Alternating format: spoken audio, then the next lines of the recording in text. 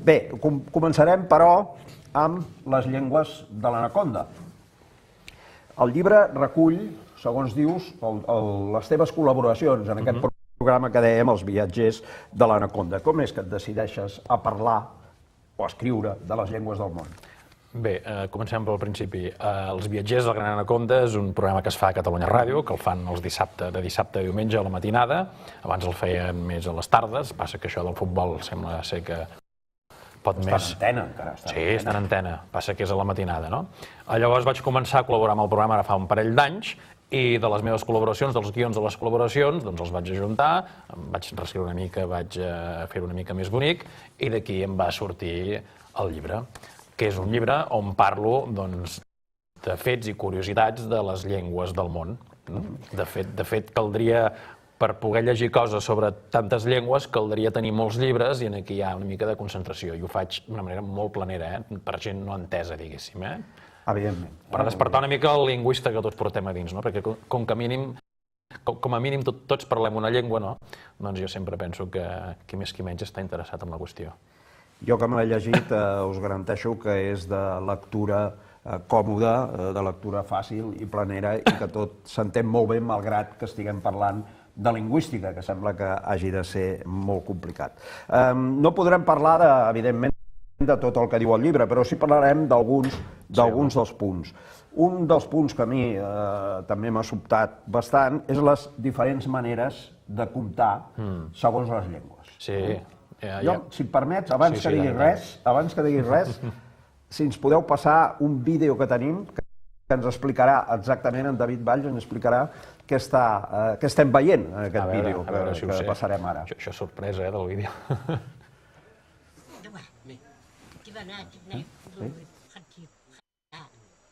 Doba,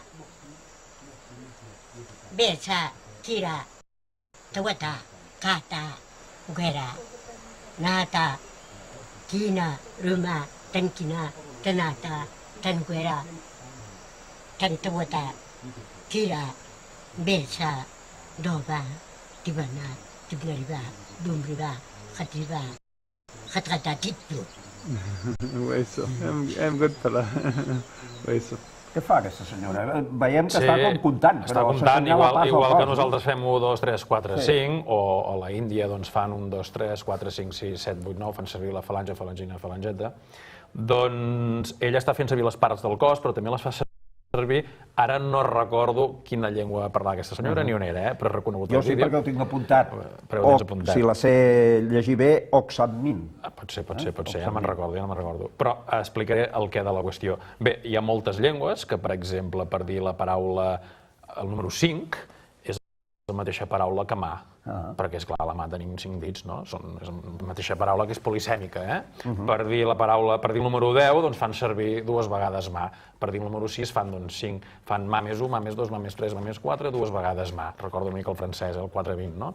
La paraula per dir 20 és la mateixa paraula que cos, no? Perquè, esclar, al cos tenim 20 dits, en principi, no? Si sortim bé de fàbrica n'hem de tenir 20. Llavors, què fa aquesta senyora? Doncs hi ha llengües que els números, i ara m'ho invento perquè no recordo exactament, doncs igual que hi ha llengües que per dir el número 5 és la paraula mà, és la mateixa paraula, doncs hi ha parts del cos que es corresponen a un número. I torno a dir, m'ho invento, no? Doncs, per exemple, el número 1, el 2, el 3, el 4, però resulta que el 4 és la mateixa paraula que orella, que el 3 és la mateixa paraula que colze, que l'1 és la mateixa paraula que mà, no? I anar fent. Què passa? Que quan arriben al nas hem fet mig cos. I al nas posem que és el 5, no? Quan fem l'altra espatlla és el 6, però la paraula traduïda literalment és l'altra espatlla. L'altra espatlla vol dir 6. Espatlla vol dir 4, o espatlla, depèn del context. L'altra espatlla és el 6. L'altre colze és el 7 i l'altra mà és el 8. Per una relació entre els nombres i les parts del cos. Però encara hi ha coses més sorprenents, si em permets. Hi ha llengües, per exemple, hi ha una llengua de Mèxic, que ho explico per aquí, potser és el que anaves a dir, que, esclar, com que comptem amb els dits, i els dits no els podem dissociar de les mans, en principi sí que es poden, però si no el tallem, els dits van lligats a les mans, què passa? Que comptem, no? 1, 2, 3, 4... Quan hem arribat al 10, clar, l'11 hi ha un problema, perquè diu, ostres, només tinc 10 dits. Llavors, el número 11 és el número 1, s'imaginen una persona, i és el número 2 de l'altra persona. Número 2 de l'altra persona, número 3 de l'altra persona, número 4... és una paraula, però allà dins d'aquella paraula, si l'agafes, doncs hi ha aquests morfemes, no? Persona i el número. I quan hem arribat al 20, necessitem una altra persona, per tant, perdó, m'he descomptat ja, el 30, no? No, el 20, una altra persona, llavors el 21 ja és la tercera persona, no? I és el número de la tercera persona i anar fent així. De fet, hi ha unes llengües, segons apuntes tu en aquest llibre, la llengua bubi, per exemple, doncs que fa com si fes sumes, no? El 6, per exemple, 5 més 1, el 8 és 5 més 3 o 4 per 2. O 4 per 2, hi ha moltes maneres de comptar, hi ha llengües que a vegades depèn de la variant del dialecte, doncs hi ha un dialecte que han desenvolupat un sistema que és decimal o que és vigesimal, no? Per exemple, el basc, que és aquí a prop, té un sistema vigesimal, vigesimal és de base 20, vol dir que quan arriben al 29, el 30 ja és el 20-10, 20 11, 22, 20 i 13, i el 40 és 2 vegades 20. Aquest és una mica similar al francès. És similar al francès al 4-20, el francès de França, perquè a Bèlgica és sistema decimal, per exemple, i a Suïssa em penso que també. Però bé, amb aquestes llengües està bé, perquè, esclar, quan en tens 40 encara ets a la vintena. Bé, 2 vegades 20, oi? Però encara ets a la vintena. Tens 20 més 20. 20 més 20, ets més jove. Hi ha un altre aspecte que parla del gènere, i t'haig de dir que quan vaig començar a llegir, doncs vaig veure una llengua que es diu Usecolat, està escrit així, amb K, etc., i que parlava que afegien una P i una B, i jo convençut que això era una llengua, fins que tu m'has tret del meu error, perquè és veritat que més endavant, en el mateix article, dius que aquest Usecolat, si ho llegeixes bé, diu Usecolat. Usecolat. O sigui, t'inventes una llengua per explicar el sistema del gènere. Ah, això mateix. Sí, clar, el sistema del gènere gramatical, el famós tots i totes, és una qüestió complexa que ara no resoldrem, però sí, m'invento una llengua... I menys sent demà el dia 8 de març. I menys sent demà el dia 8 de març. Faig una abstracció, no?, per sortir del català i de qualsevol llengua coneguda, i faig un exemple de com podria funcionar el gènere en una altra llengua, no? Clar, aquí hi ha 4 coses, i m'invento aquesta llengua, l'usecolat aquest, no?, que després dic, usecolat no, us he colat una llengua per explicar-vos això, no? Què passa? El gènere gramatical és un sistema, i això ha de quedar molt clar, de classificació de substantius, de noms. Hi ha llengües, aproximadament un 30% de les llengües del món, o sigui, de fet són minoritàries, les llengües que utilitzen gènere, el català n'és una, el castellà, el francès, que necessitem classificar els substantius, els noms. Doncs tenim 2 sacs, posem que tenim 2 sacs, no?, i anem posant. Doncs el got, cap aquí, la taula cap allà, i anar fent. El llatí tenia 3 de gèneres, tenia el gènere neutre, però el neutre es va perdre el gènere, però no es va perdre les paraules que portaven aquest gènere, i es van redistribuir entre el gènere que en diem mal anomenat masculí i mal anomenat femení, mal anomenat perquè, esclar, aquest masculí i aquest femení evoca a les persones. Llavors, en principi, el gènere gramatical no és un sistema de classificació de persones, malgrat que hi hagi gent que vulgui classificar persones a través del gènere gramatical. El 70% de les llengües del món no tenen gènere gramatical i no per això les societats que les parlen són societats més igualitàries. Poso un exemple ràpid. El japonès és una llengua, el basc tampoc en té, el japonès és una llengua que no té gènere gramatical, però si algú ha estat mai al Japó, doncs al metro hi ha vagons amb hores punta que només són per dones. Per què? Perquè si van als vagons normals, doncs allà dins passen coses, malgrat que parlen una llengua que no té gènere gramatical. Per tant, és important mirar de desvincular la igualtat. No hi ha una relació directa. Tot això es pot matisar molt, i ho matisaria, però ara per fer una explicació... Seria objecte d'un altre programa. I això és un altre programa. Hi ha una llengua, parlant d'això del gènere, la llengua d'Irbal, d'Austràlia, sí, és igual. Però que, per exemple, que té un sistema de 4 gèneres. I n'hi ha un que és referit només a plantes comestibles. Sí. Bé, de fet, el tema de gèneres, aquest n'és un altre. Aquí ens barallem per 2 gèneres i hi ha llengües que en tenen fins a 20. 20 gèneres. 20 gèneres. Com he dit, és un sistema de classificació de noms. Nosaltres els classifiquem d'una manera, però hi ha llengües que les poden classificar els objectes per si són prims, si són llargs, si són alts, si són el que sigui, no? Bé, ara m'anava... La llengua d'Irbal té un sistema de classificació on hi ha un gènere per plantes comestibles. Fem el cas, ens inventem ara, no? Doncs jo dic que tenim la taula, el cotxe, i fem l'U per plantes comestibles. L'ofarigola, si jo dic l'ofarigola, vol dir que... Jo sé segur que allò és comestible. Tu pots menjar. Si dic el cactus, dic, això no t'ho mengis. Clar, penseu que són llengües que estan de gent que s'han adaptat a l'entorn, tenen un entorn molt ric de plantes i el que sigui, i és una informació que va implícita a dins de la llengua, no? O sigui, que es transmet de pares a fills sense haver de dir de forma directa escolta'm, això no t'ho mengis, això menja tu. Què passa? Són llengües amb darrers parlants, perquè són llengües que es parlen a Austràlia, l'anglès allà ho ha arrasat tot, i allò que diuen que una llengua és una visió del món, es perd aquesta llengua i es perd tot el coneixement de les plantes d'aquell entorn que pots menjar i no pots menjar. I encara posaré un exemple més exagerat. Hi ha una altra llengua que són veïns d'aquests que tenen un gènere gramatical, és la llengua que té 20 gèneres, per animals comestibles també, semblant a les plantes, però per animals comestibles. La diferència és que animals que a vegades quan són petits no te'ls pots menjar encara, però quan són adults ja te'ls pots menjar. Per tant, aquell animal té dos gèneres. Quan és petit, en diuen, no sé, el conill, i quan ja te'l pots menjar... Identifiquen clarament. El conill. Quines repercussions té això sobre aquesta espècie d'animals? Té la repercussió que quan és petit no te'l pots menjar, ja t'ho indica el gènere gramatical que no te'l pots menjar, per tant, a aquell animal se li dona l'oportunitat de créixer, d'arribar a l'edat adulta i reproduir-se i perpetuar l'espècie. En el moment que ja és adult, ja te'l pots menjar, ja ha tingut l'oportunitat de reproduir-se, ja és el conill, i ja el pots posar a la cassola amb all i oli.